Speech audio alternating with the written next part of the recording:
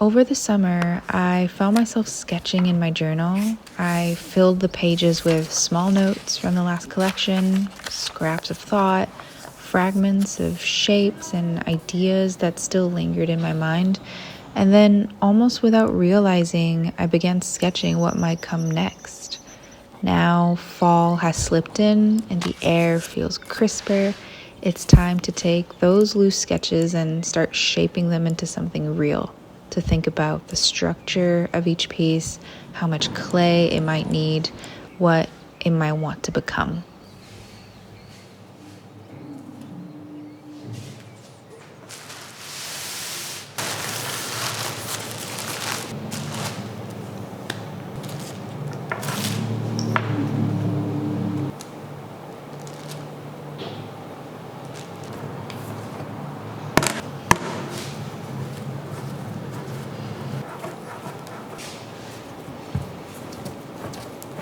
It always begins with a lump of clay. I have a sense of the forms I'm after, though not exactly how much clay they'll take. So I start with 800 grams of clay, enough to feel like a beginning, and test it to see how close I can get to what I've imagined. The clay has its own way of answering. It pushes back, it gives in, it teaches me what it wants to become, in a way. Usually at this stage of the process, I'm reminded of how it feels to dive in with a great idea and how uncomfortable it can be to bring that idea to life. What begins as excitement slowly turns into doubt.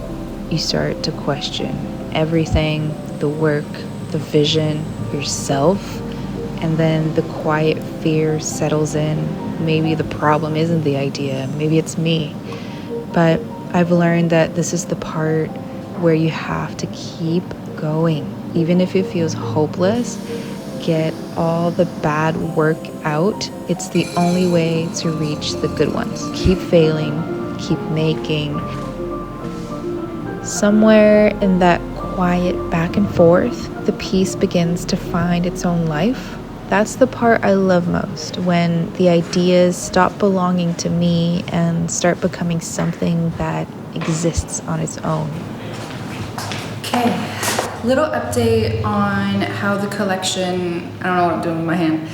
Little update on how the collection is going. I think I've made some decisions finally, which makes me feel so much better, honestly, because I feel like I've been kind of stuck for a week or two working on a lot of designs and not feeling good about anything that I was putting out, but I think we made a decision. So the first shape that I think I've settled on is this triangular, I call it triangular because it has quite strong of a triangular angle. Keep in mind this is going to shrink, so this is going to get a little smaller, but if I were to hold it with my two hands, this is what it looks like. I don't know why I'm imagining like a little congee or a little rice dish in here. I feel like it helps me to think of what dishes I'm gonna put in it when I'm throwing or making the designs. The difficulty that I had with this shape was to try to get a lot of the weight off from the bottom, because the inside of the bowl still has to be rounded, but because I wanted to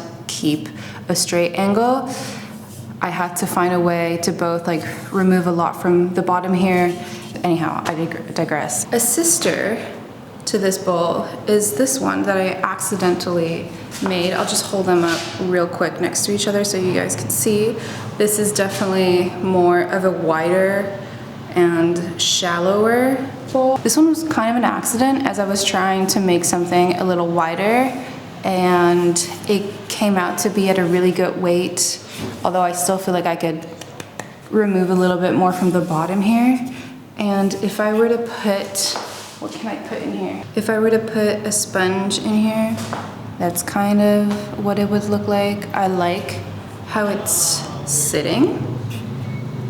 Again, keep in mind this is going to shrink, so it is going to get a little smaller. So I guess we're gonna end up with 2 bowls in this collection. I did contemplate eliminating one of the 2, but I feel like they serve different purposes, so I think I'm gonna go with both. Initially, I actually wanted to go with a shape that was a bit more something like this. I wanted actually it to be more pronounced, but I'm not getting a satisfying enough result on the inside. I feel like it makes the curvature too sharp.